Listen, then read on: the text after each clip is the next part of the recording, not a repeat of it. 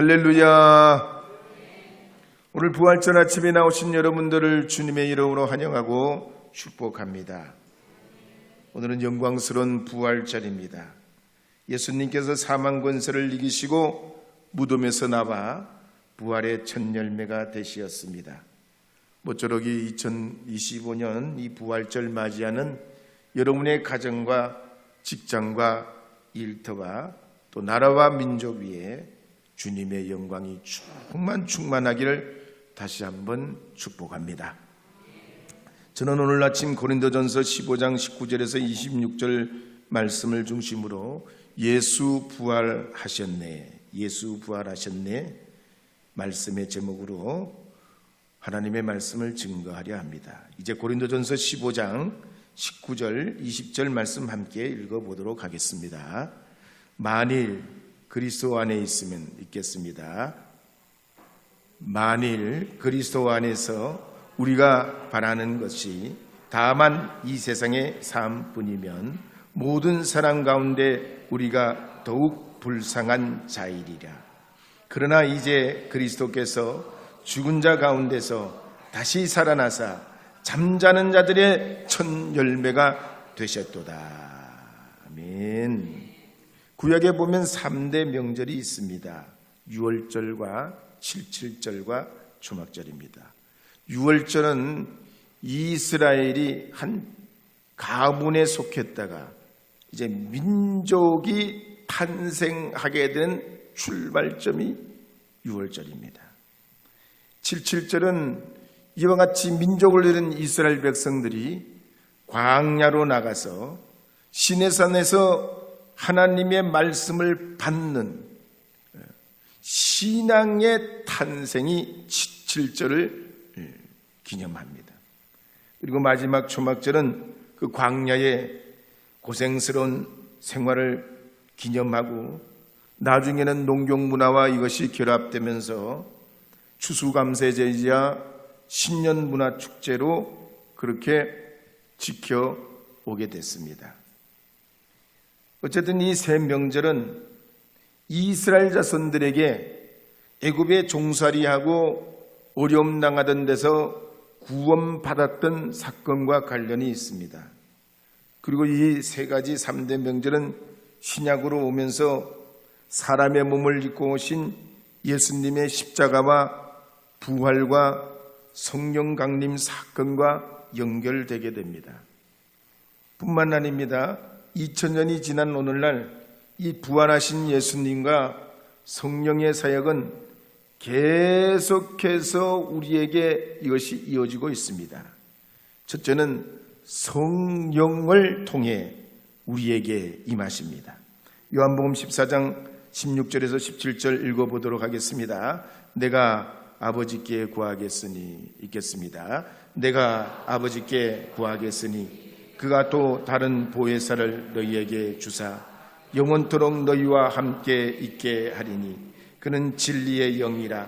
세상은 능히 그를 받지 못하나니 이는 그를 보지도 못하고 알지도 못함이라.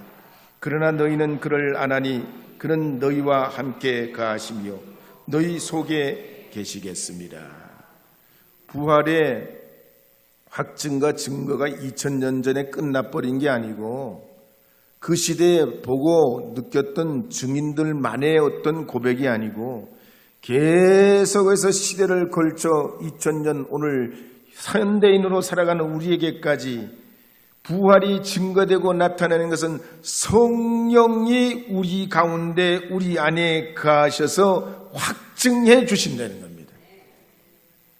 두 번째는 말씀을 통해서 부활의 증거가 나타납니다. 요한복음 1장 14절 말씀 함께 읽어보겠습니다.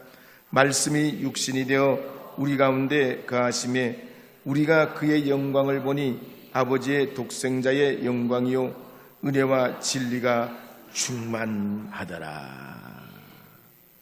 하나님의 말씀이신 그리스도를 통해서 끊임없이 우리에게 부활의 증거와 확증들을 나타내 보여주고 계시고, 세 번째는 요한복음 6장과 에베소서 말씀에 보면 성찬과 교회를 통하여 우리에게 이 부활의 은혜가 임하게 됩니다. 따라서 사도 바울은 고린도전서 15장 20절에서 22절에 고린도 교회에 이렇게 증거하는 내용이 있습니다. 고린도전서 15장 20절, 21절, 22절 읽어보겠습니다. 그러나 이제 그리스도께서 죽은 자 가운데서 다시 살아나사 잠자는 자들의 첫 열매가 되셨도다. 사망이 한 사람으로 말미암았으니 죽은 자의 부활도 한 사람으로 말미암는도다. 아담 안에서 모든 사람이 죽은 것 같이 그리스도 안에서 모든 사람이 삶을 얻으리라. 어떤 분들은 말하기를 다른 건 다 좋고 믿겠는데 부활만큼은 못 믿겠다. 이건 전설이거나 믿음의 신념이지 실제로는 불가능하다. 그래서 미국의 시카고 트리븐지 편집자로 일했던 리스트로벨 목사는 젊어서 무신론으로 살다가 사람이 신을 창조했지 신이 사람을 창조했다라고 여기지 않습니다. 예수 부활도 마찬가지. 죽음을 두려워했고 무서워하는 사람들이 위안과 희망을 얻으려고 부활이라는 사상을 지어냈다 그렇게 생각했습니다. 그래서 부활이나 심판이나 영생은 말짱 헛된 소리고 거짓말이라 이랬습니다. 세상에 그래서 이 리스트로벨은 이런 모든 것이 거짓말이고 가짜이기 때문에 세상에서 즐길 수 있는 최고의 쾌락으로 마음 가는 대로 생각 가는 대로 살았습니다. 그러다 보니까 세상이 곱지 않게 보입니다. 불의한 일을 볼 때는 분노가 들끓어오르고 가정에 돌아와도 평안이 없습니다. 그러니까 얼마나 마음이 싱숭생숭한지 이혼까지 생각합니다. 그러다가 부인이 전도해서 어느 날 교회에 나가면서 예수님이 정말로 살아계실까 의문이 일어나고 2년 동안 2200개 자료를 뒤져서 샅샅이 조사해보고 유명한 시대의 고고학자, 성경학자, 역사학자 이런 여러 박사들과 인터뷰하고 그 내용을 세밀하게 검토하면서 이 사람이 예수 부활에 대한 5가지 사실을 발견하게 됩니다. 첫째는 예수님은 십자가에서 실제로 죽으셨다. 두 번째로 제자들은 부활하신 예수님을 믿었다. 세 번째는 교회를 박해했던 바울도 회심했다. 네 번째 의심 많았던 예수님 동생 야고보도 회심했고 예수 그리스도의 이름으로 순교했다는 사실을 발견합니다. 다섯 번째로 예수님의 무덤은 빈 무덤이었다라는 사실을 발견하고 책을 내고 결국 목사가 됐습니다. 6.1학번이고 대학생 선교와 개척교회를 하시다가 은퇴하신 우리나라의 이승장 목사님도 부활이 있기에라는 책을 썼습니다. 이분의 책에 보면 사형제 집안에서 자랐습니다.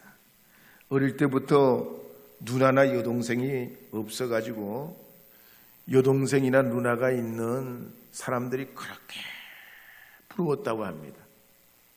그래서 성경을 읽다가 사무엘서에 한나 이야기가 나오는데 그래 내가 나중에 결혼을 하면 반드시 딸 낳아가지고 이름을 한나라고 지어야 되겠다 그렇게 마음먹었습니다. 정말로 이분이 꿈꾼 대로 사랑하는 아내를 만나서 첫 딸을 낳았습니다. 이름을 한나라고 지었습니다. 이 한나가 얼마나 자라면서 애교가 많은지 아빠에게는 정말 눈에 넣어도 아프지 않는 너무나 사랑스럽고 귀여운 딸이었습니다. 근데 이 딸이 학교에 막 들어가서 9살이 됐을 때 심장에 장애가 옵니다.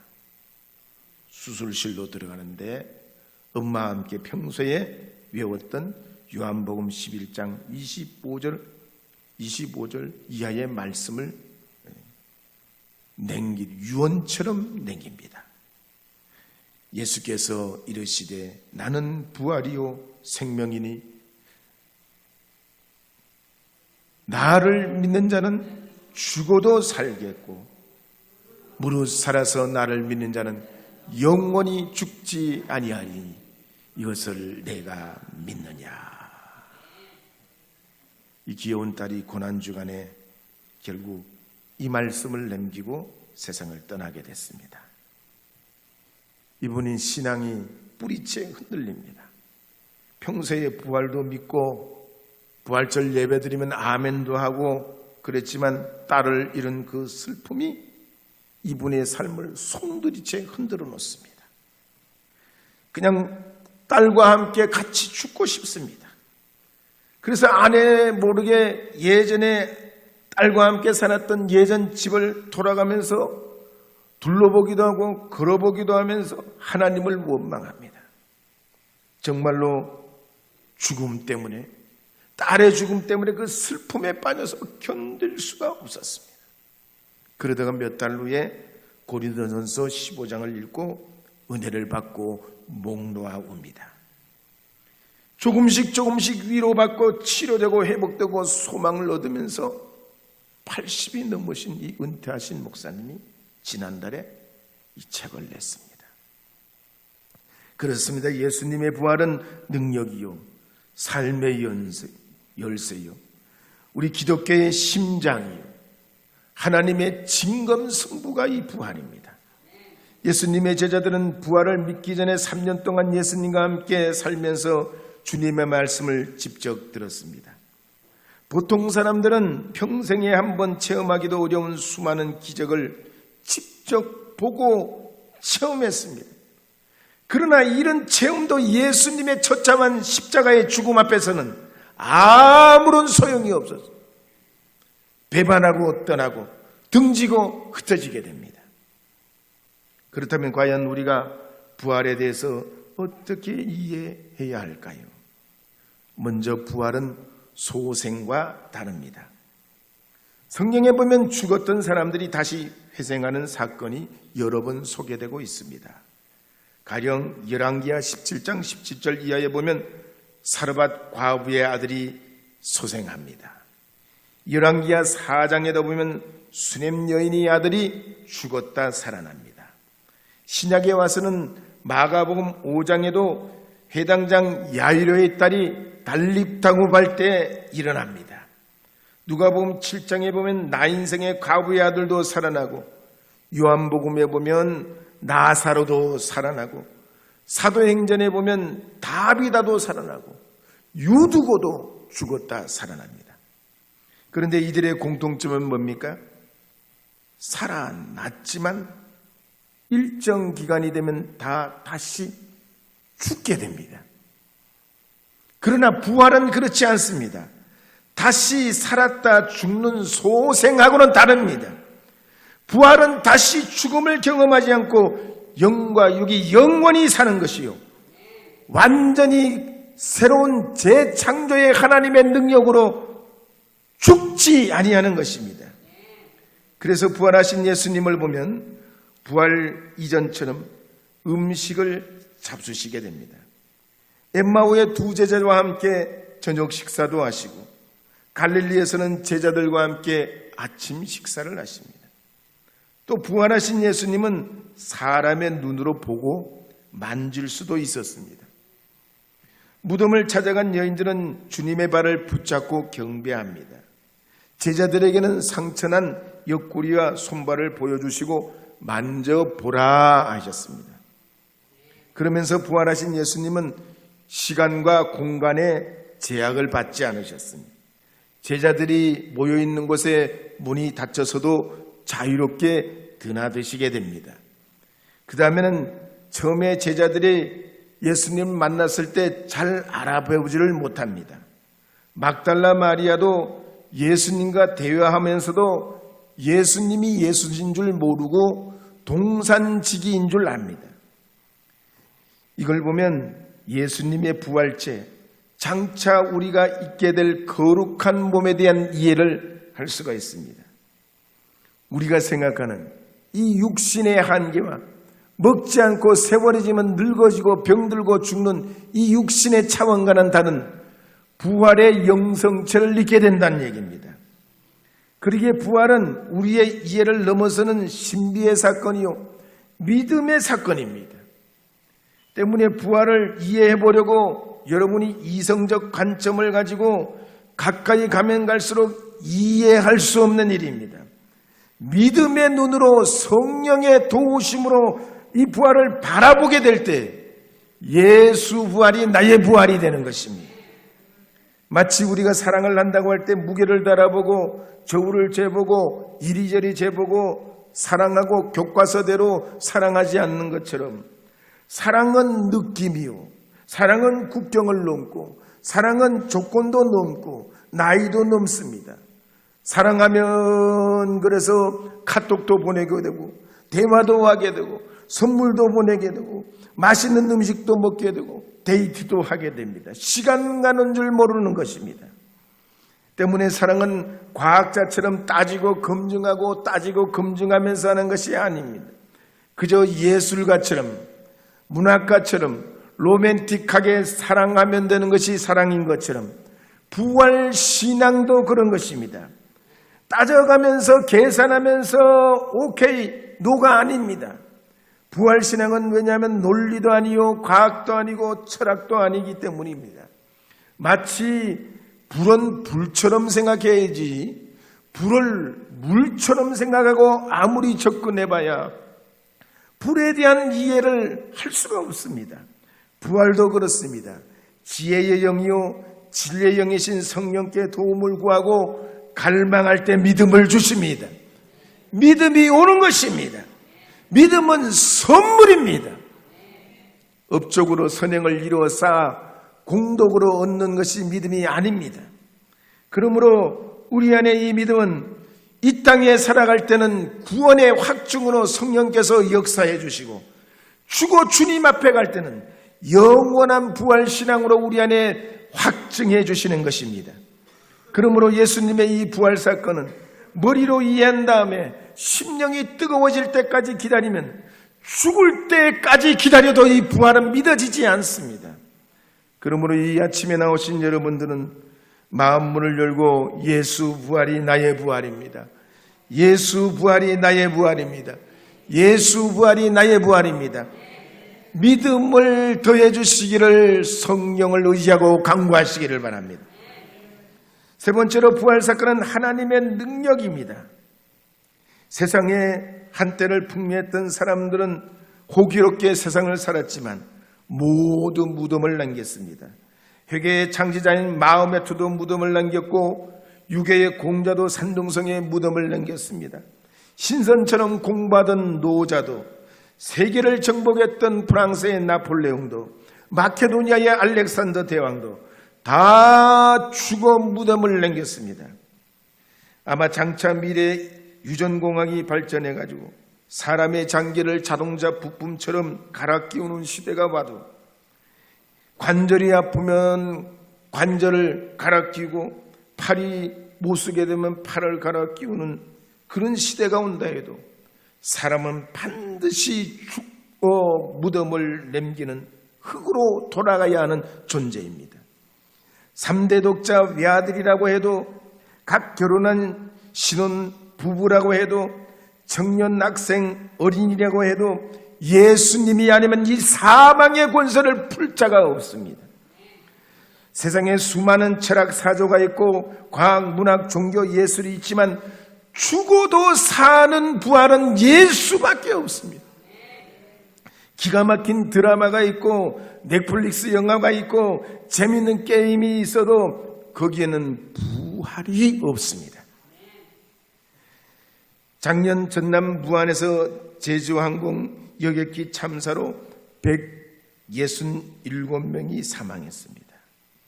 경북 산불로 서울의 1.6배가 타고 모두 26분이 사망했습니다. 최근에 미국 플로리다 주립대에서 총기 사명으로 2명이 사망했고 2025년 지난 3월에는 미국 테네시주 멤피스에서 총을 침대 위에 두고 주인이 쉬고 있는데 개가 침대 위로 뛰어오르면서 방아쇠를 밟는 바람에 허벅지를 총알이 스치고 지나갑니다. 2023년에는 주인과 함께 산책하던 개가 실수로 총을 밟는 바람에 주인이 그 총에 맞아 죽었습니다. 만약에 우리 인생이 부활 없는 인생이라면 얼마나 허망하고 억울하고 하루라도 더 세월이가 늙기 전에 세상의 모든 걸 즐기고 세상 향락을 위하고 쾌락을 위해 살아야 되는 것이 우리의 불쌍한 인생입니다. 그러나 예수님이 우리의 부활의 첫 열매가 되시어서 우리가 신앙에 걸어간 축복으로 우리도 나의 부활로 맞이하면서 내 삶의 목적이 달라지고 시선이 달라지고 내 미래의 소망이 달라지고 영원한 기업을 누리게 된 줄 믿으시기 바랍니다. 세상에 아무리 강력한 절망과 죽음도 흑암의 권세도 예수 이름 앞에는 무릎 꿇게 됩니다. 여러분이 만나는 시험과 환난도 얼마든지 참아내고 이겨내고 낙심하고 절망하고 허탈감에 빠져있는 사람이라도 인생 역전이 오게 됩니다. 마치 엠마오로 내려갔던 제자들이 이와 같은 삶을 살다가 예수님 만나게 될 때 영안이 열리고 내려갔던 사람들이 올라오게 되고 마음이 뜨거워지고 얼굴빛이 달라지고 두려움이 사라지고 천사와 같이 밝은 평안을 얻게 됐습니다. 2025년 이 부활을 맞이하시는 여러분, 여러분의 인생의 무거운 짐을 주님께 맡기고 죽음의 권세를 이기신 주님을 통해 죽어도 사는 부활 소망을 얻으시길 바랍니다. 우리 옆에 분과 한번 인사하며 축복하겠습니다. 예수 부활하셨습니다. 예수 부활이 나의 부활입니다. 예수 생명이 나의 생명입니다. 할렐루야. 그렇게 여러분이 말씀하셨듯이 앞으로 우리의 모든 삶에서 죽음보다도 더 강한 어떤 위협과 도전과 시련과 어려움이 있어도 이 부활신앙으로 주님 안에 승리하는 여러분 다 되시기를 주의 이름으로 축복합니다.